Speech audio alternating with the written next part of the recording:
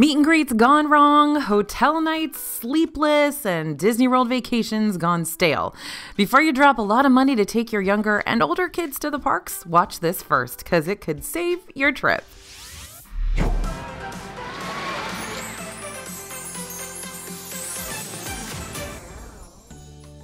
Hey everybody, it's AJ for Disney Food Blog. Disney World might be labeled as a family-friendly park for kids of all ages, but that doesn't mean your big plans are gonna be flawless. Whether you're traveling with toddlers, young kids, tweens, teens, or itty-bitty little babies, we're gonna cover some of the most common scenarios that you'll definitely need to plan ahead for on your big trip.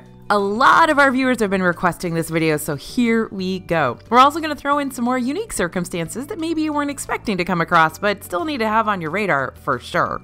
For those of you who are like me and enjoying having a printable cheat sheet to refer back to while planning, we've got one ready to send your way with the best tips you'll need to remember while traveling to Disney World with kids in tow. Just make sure to drop us your email at disneyfoodblog.com/kidsinwdw and we'll get it delivered to your inbox ASAP. Okay, first thing to know when you go to Disney World, Mickey will not hold your baby. We have some people working here who are very close friends with Mickey. And oddly, this is something that they've encountered multiple times. You might already have the picture-perfect idea all planned out for your next PhotoPass spot. Mickey Mouse cradling your precious bundle of joy. But let me thoroughly squash that dream of yours real quick. Characters are not allowed to hold your babies, not even for a brief snapshot. That's not because Mickey Mouse doesn't love meeting your baby or anything, it's just an overall safety issue. Characters are also not allowed to help you with a gender reveal or hold onto your sonograms for baby announcements. General rule of thumb here, just don't ask the characters to hold on to something extremely important. Yep, they'll sign autograph books and absolutely they'll hold Disney plushes that look like them, but if you're wanting them to hold a pink and blue balloon, one in which holds the very gender answers your family is all dying to know, then no dice. Not gonna happen. Characters are not allowed to hold those. Now that's not to say your perfect PhotoPass ideas can't be played out. You're just gonna have to be the main part of them. You can hold your own baby as Mickey Mouse stares down lovingly, you can hold your baby announcement as Goofy gives you a big old thumbs up, and you can show a pink onesie to Minnie Mouse and have her absolutely ecstatic to celebrate along with you. As long as the characters are not directly making and holding these kinds of infants or items, they'll be more than happy to react to your big news. Next big tip from some of the parents here on staff, test those meet and greet waters. Let's say your kid is a bit older now, able to toddle around on their own, while also expressing some rather strong opinions with both tears and words. Does that mean your toddler or your kid is old enough to immediately fall in love with all the Disney characters they meet, running up and giving them a big old bear hug like you see happen in all those heartwarming TikTok videos? Nope, not always, and sometimes never.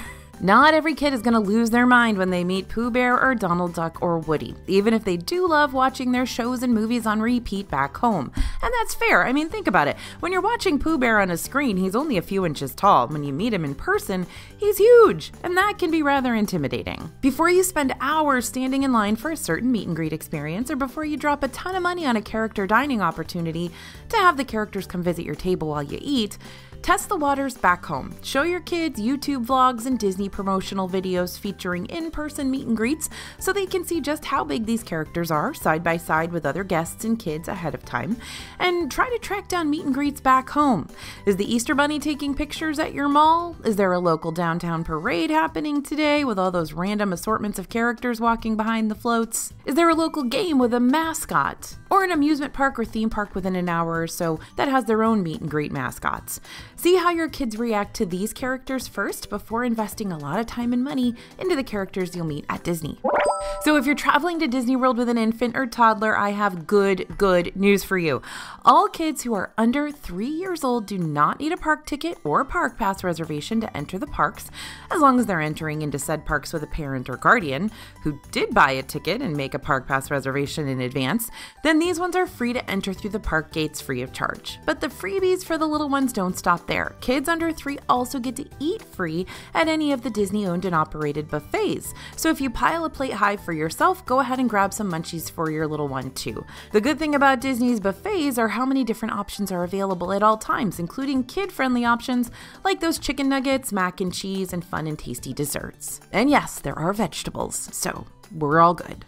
Another thing to think about when you're heading to Disney World with kids is scheduling some of those important milestones. Kids' first coaster ride, kids' first Mickey Premium Bar, and kids' first haircut. Yep, you can make reservations to get your child's first ever haircut done on Main Street, USA over at the Harmony Barbershop. The My First Haircut package comes with a haircut and commemorative Mickey ears, a keepsake lock of hair for the parents, and an official milestone certificate. The price for this service starts at $28. Along with first haircuts, Harmony Barbershop also offers regular cuts for children and adults, and a beard trimming service too. You can make advanced reservations for the Harmony Barbershop on the Disney World website or My Disney Experience app. But if you're visiting during one of the Magic Kingdom's slower seasons, what? Slower season? Who is she? You may be able to make a day of appointment too, but if this is something you want to prioritize, definitely plan to make those reservations 60 days before your Magic Kingdom visit. Okay, this next one, please don't think it doesn't apply to you. When you see those kids melting down in Disney World, this is often the reason why. Don't make the mistake that so many parents and guardians have made before you, DFB team members included, and that is, if your kid follows a nap schedule, stick with the nap schedule. I know it's tempting to skip some of those cat naps in exchange for more time in the parks, but just because you're on vacation doesn't mean your kid's daily routine isn't going to be thrown completely off balance if you decide to mess with it. You might have them waking up earlier than they're used to, or eating at odd times, or taking way later baths after a full park day. And though it's all for the sake of fun, that doesn't mean a major shift in your daily routine isn't going to upset your kid.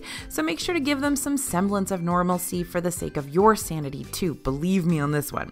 Now, if your kids are heavy sleepers, you might be able to get away with putting them in their stroller, pulling down the cover, and letting them snooze for an hour or two while you continue making your way around the park.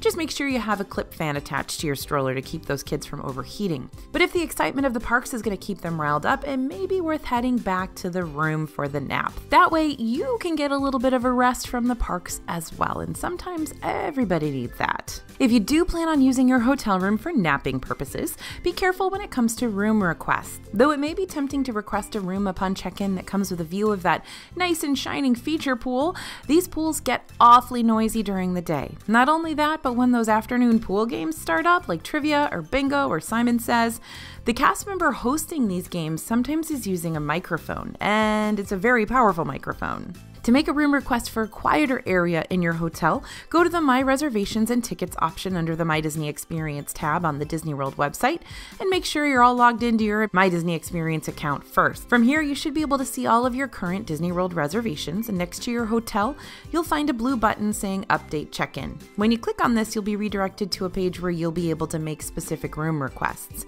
Though Disney isn't always able to accommodate those requests, they will if they can, so it's always worth voicing your preferences. Next, let's talk packing. What are you going to need to pack in advance to make sure your hotel room is kid ready? We've got a list for you. To help cut out some of the noise outside your hotel room, whether you're by the pool or not, bring a white noise machine. You can find portable versions at most home stores or on Amazon.com for around $20 to $50 for the really nice ones. I will never forget being in Art of Animation in a Finding Nemo room, which was super cool, and my kid was sleeping out on the little table pull-down bed, which is right next to the door, and apparently at 5 o'clock in the morning, a bunch of people needed to run around outside, and it was very loud. So, of course, that was pretty frustrating because all I wanted to do was make sure he got good rest because he was not feeling well. So, that white noise machine, that helps a lot. It's also important to note that many hotels tend to rely on those big lights located over the beds to keep the rooms lit, especially over at the value and moderate resorts.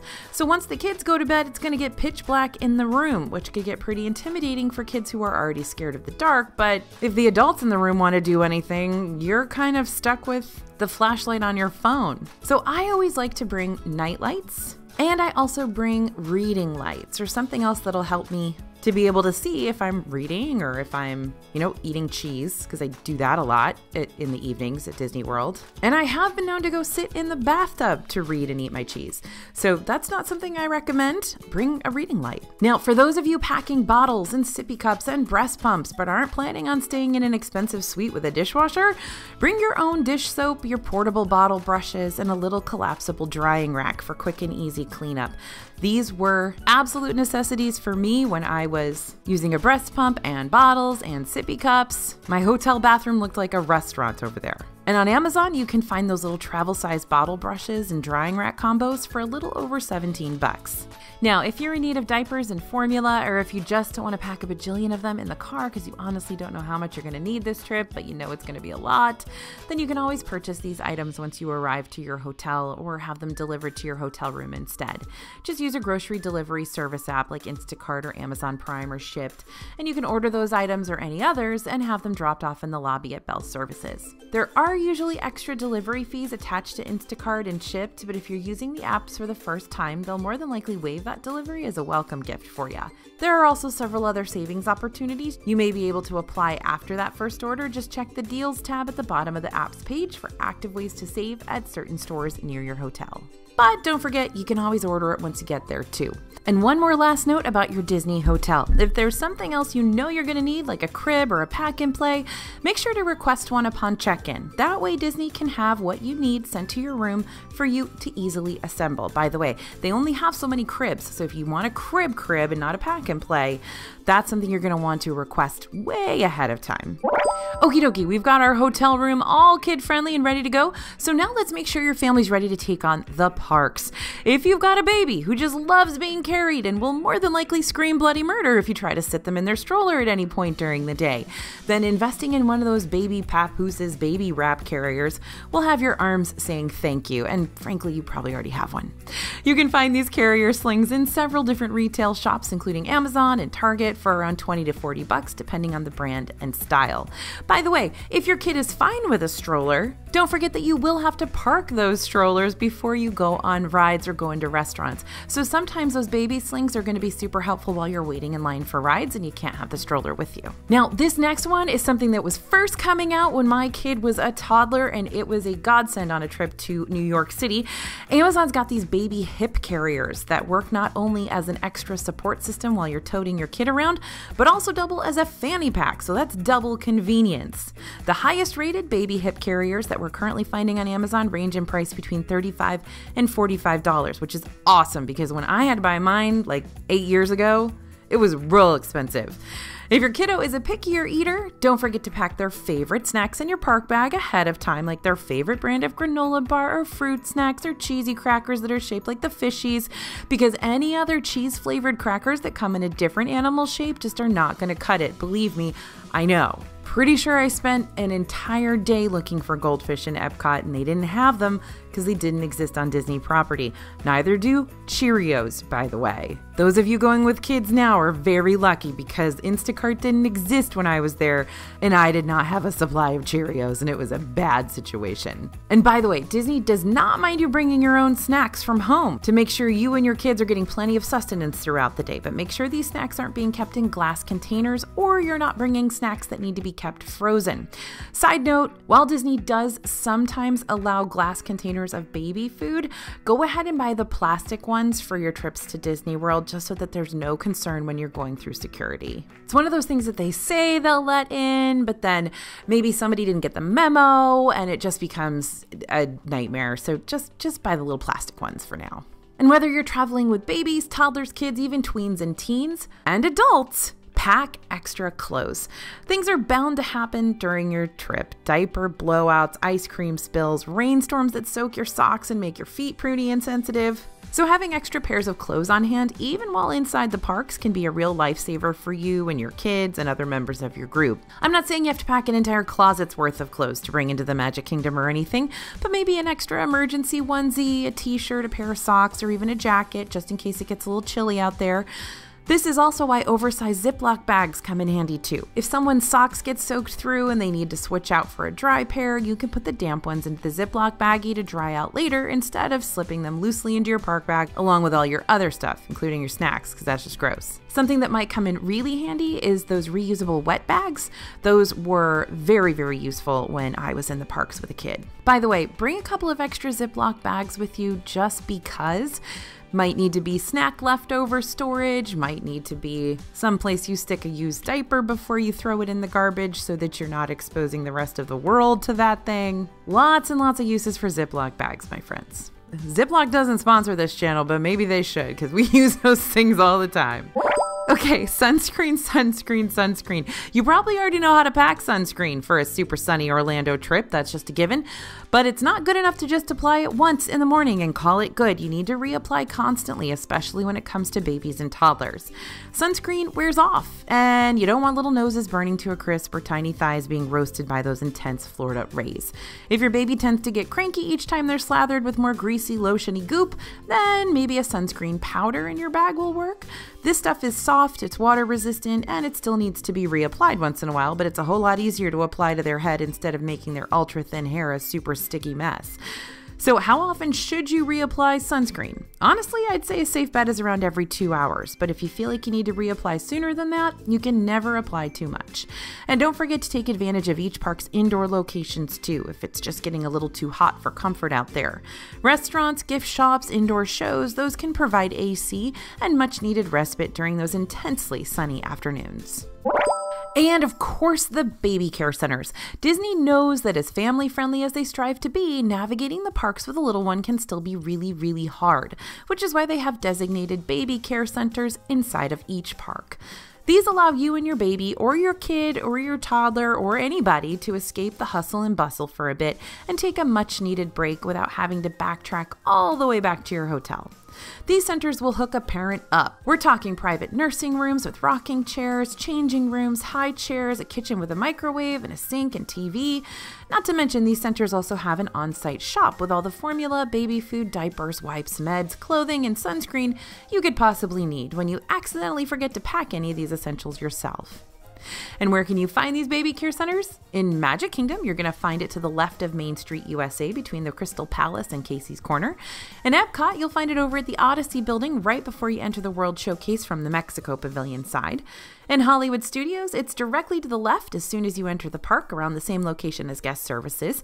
And in Animal Kingdom, it's in Discovery Island, attached to Creature Comforts. So there you go, you get bonus coffee. Now let's talk about strollers. Should you rent a stroller? Should you not rent a stroller? Should you bring your own? So for some families, packing a stroller to take in the car or on their flight becomes a straight up hassle. So renting one instead could seem like a more feasible option. Disney World has their own stroller rental locations at the front of each of their parks and at the Disney Springs Shopping District, which you'll find over at Sundries right across from Chicken Guy. You can choose to purchase a single stroller for $15 per day or $13 across multiple days, i.e. the length of your stay, or you can purchase a double stroller for $31 per day or $27 across multiple days. Not terrible, but here's the catch. Disney's rental strollers do not transfer between parks. So let's say you have a park hopper ticket and you're planning on visiting both Epcot and Hollywood Studios in a single day. You can purchase your first rental starting at Epcot, but when it's time to hop over to Hollywood Studios, you'll have to return the stroller to Epcot's stroller rental location and then head on out. Then once you arrive at Hollywood Studios, you'll be able to show your stroller rental receipt that you got from Epcot, and that way you can pick up a whole new stroller from the second park without being charged all over again.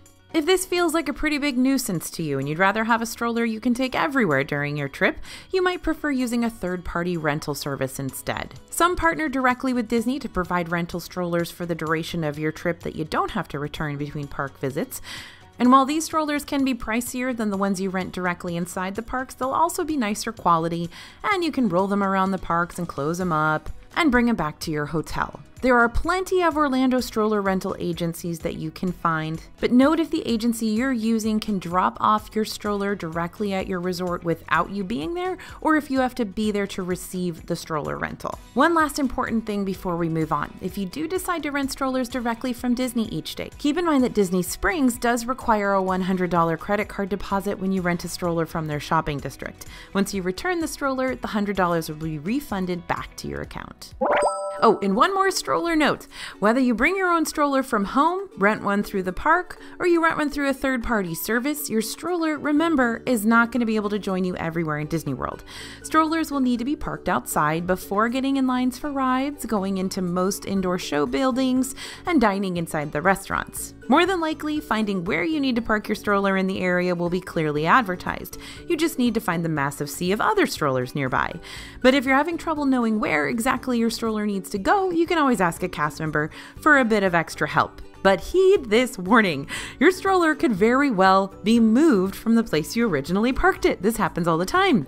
If a cast member needs to move your stroller for any particular reason, usually to make room for more strollers or to avoid creating bottleneck paths, there's no need to panic. Your stroller is never going to be moved all the way to the other side of the park for an impromptu game of hide and seek or anything, but it could be shifted deeper into the stroller sea than you remember.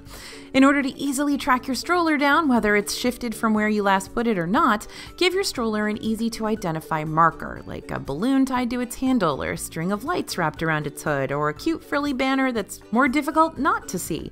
It doesn't have to be much, but it's just nice to have something colorful that practically shouts, "Here I am," in the midst of hundreds of strollers that blend together a little too well. Next on our list of things you need to know before you go to Disney with kids is rider switch, right? Now this actually includes 2 different points, so stick with me. First up, just because you're traveling with a baby or toddler or kid who isn't quite tall enough for those more intense thrill rides does not mean you have to miss out on the thrills too. The rides with designated height requirements are all part of Disney's Rider Switch program. So let's say you're a family of 3, 2 adults, 1 baby. Rider Switch allows Adult A to wait in line while Adult B hangs back with the little one.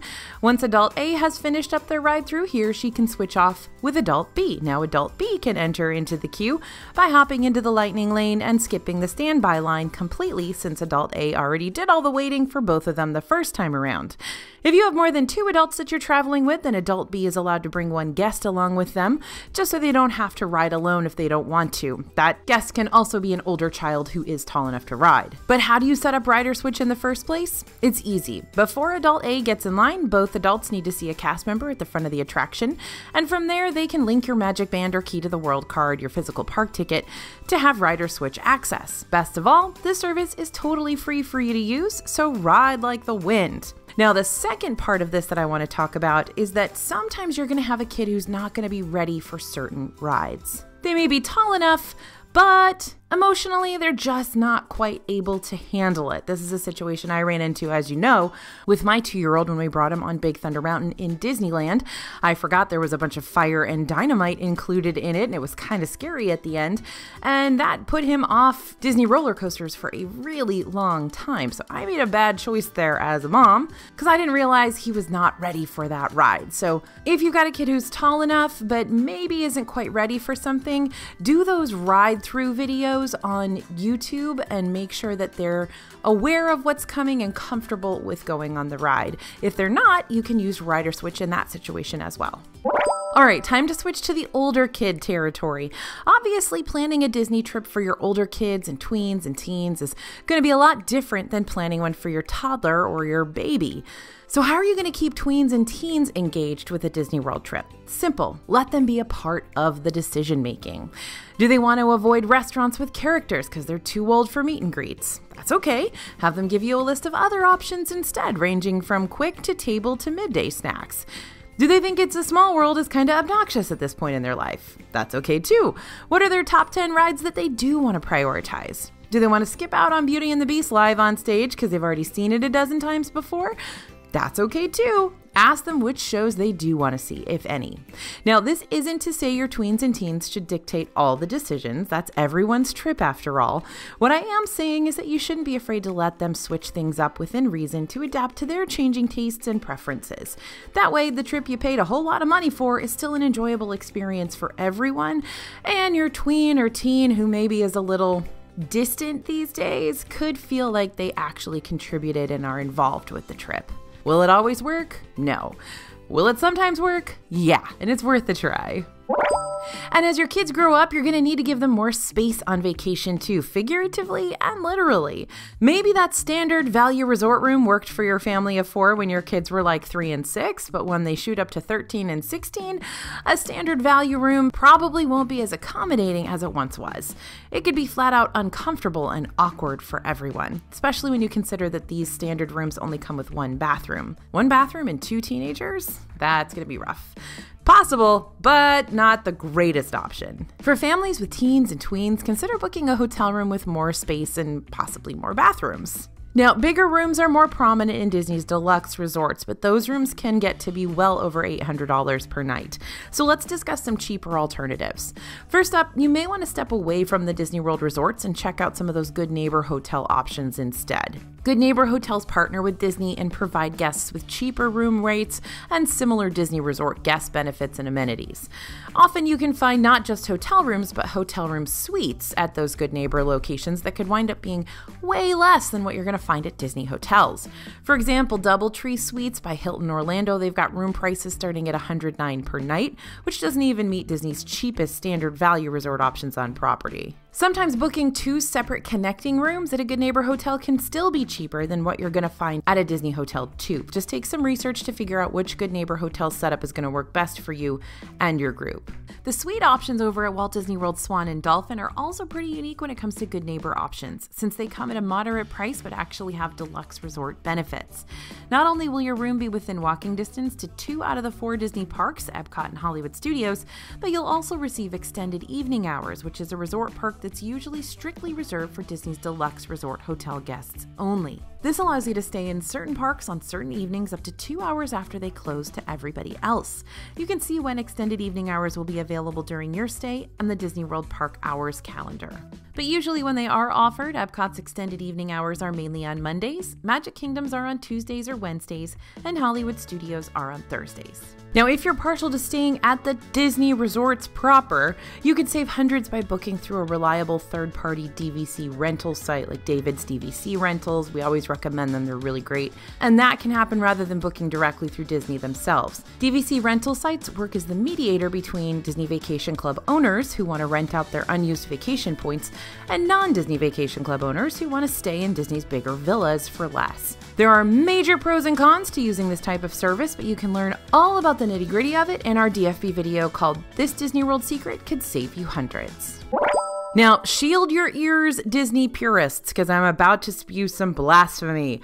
There are more things to do in Orlando other than go to Disney World. It's true. In fact, if your teens and tweens are coaster enthusiasts, then they may be more inclined to enjoy other nearby Florida theme parks. Universal Studios has some of the most heart-pounding, adrenaline-spiking coasters in the Orlando area, including Velocicoaster, The Incredible Hulk, Hagrid's Motorbike Adventure, Rip Red Rocket is terrifying, and SeaWorld's got some new coasters as well, Icebreaker and Pipeline Plunge, which is going to be a standing coaster that feels like you're surfing. I don't know. But even if your teens aren't big on the rides, there's still a ton of other stuff to do around these parts. Our friends over at All Ears actually spent a full day exploring other touristy parts of Orlando, including posing around a wax museum, taking a chocolate tour, and going on a full-on ghost hunt. So if you want to see what other things are happening out and around the Disney bubble, you may want to check out their video next and see if Emma and Sage really do put the Ghostbusters to shame. It's kind of creepy. And if you want to come back inside the Disney bubble, because that Disney magic is calling your name, there are still things you can do on property that don't involve buying a park ticket that your teens might love. Disney Springs, the shopping district, is more than just stores and restaurants. You can also do things like take an amphicar ride around the lake, ride in a tethered hot air balloon, catch a flick at the AMC Theater, bowl at Splitsville, see a live and possibly even free concert, and at the risk of sounding like an infomercial, so much more. And let's not leave out the Disney hotels. Even if you aren't directly staying at one of these resorts, you're more than welcome to participate in their recreational activities, except for swimming in their resort pools. That's especially the case with Disney's Fort Wilderness, which has tons of different outdoor activities for you and the family to try out, like archery, kayak and canoe rides, fishing, bike rentals, all the things that are going to completely wipe you out by the end of the day. So don't for a second believe that the only fun your teen's going to be able to find on your Disney trip has to be inside the parks, because some of your family's favorite vacation memories could very well stem from someplace else entirely. Now, let's talk about sleeping in, because when it comes to your teenagers, we've all been there. We know. So, although we love using early theme park entry to our advantage, this resort perk can be a major disadvantage depending on who you're traveling with. Early theme park entry is available for all Disney hotel guests, plus select Good Neighbor hotel guests too, and allows you to enter the parks 30 minutes before they officially open for everyone else. And that's a great way to get in line for some of the most popular rides before they get super packed out during the day. But before you go, oh yeah, absolutely, we're so doing that on our next Disney trip, think about the people in your family. If you know your baby or your tween or your teen is going to be grouchy all day long if you don't let them get their sleep, then trust me on this, it's way better to let them get their sleep. Now, we all remember being teenagers, and we know that some consider sleeping in to be 2 or 3 or maybe 4 p.m. And that's definitely past the point of sleeping in and entering into hibernation mode. So maybe don't have your kids sleep their whole trip away, but also don't be waking everyone up at like 6 a.m. every single day. Otherwise, you might find yourself starting each day off with your family on the wrong side of the bed. Instead, pace things out. Which days is your family going to benefit from that early theme park entry the most, and which days could become your designated sleep-in days? I still have designated sleep-in days because I am absolutely a night owl and I hate morning. Discuss it with your group beforehand and have the teens sign a contract saying that they promise not to sleep past 10 a.m. I'm joking, of course, but if it works for you, it works for you. Now, one final note for all you parents and guardians out there before we wrap up today, and it might just be the most important piece of advice. Whether you have a baby, kid, tween, or teen, or a melting pot of all the different ages, you know whether they're at an age that they'll enjoy the parks or not. Every kid is different. Some tweens may feel embarrassed about meeting Goofy, some may still absolutely love it. Some babies may do a great job handling the parks all day long, and some may throw absolute fits anytime the sun hits them just wrong. Some kids may want to hit up every single thrill ride Disney's got, and some may be downright terrified of even the words roller coaster. This goes back to what I said before about testing the waters. Take day or weekend trips with your family, gauge your kids' responses, because if you end up spending all that money on a Disney World trip that your kid's not going to love at this stage in your life, then you might find yourself paying for fewer memories and more stress and tension. And this isn't to say your kids may never be ready for a big Disney World vacation. Just takes a little patience and a lot of saving up, but you'll know when they're ready to have their best trip ever. And don't forget, if you want that printable copy of the best tips for traveling with kids in Disney World, drop us your name and email at disneyfoodblog.com/kidsinwdw, and we'll get that sent your way absolutely free. Thanks for listening, everyone. Thanks for watching. I know you've got tips for traveling with kids. Please drop them in the comments, because everything you can add to this video, all the information you can share, is going to be super, super valuable for people coming to watch this video now and months and months and months in the future. So drop your funny stories, drop your biggest tips. We definitely need those in the comments. As always, this is AJ for Disney Food Blog, and we'll see you real soon.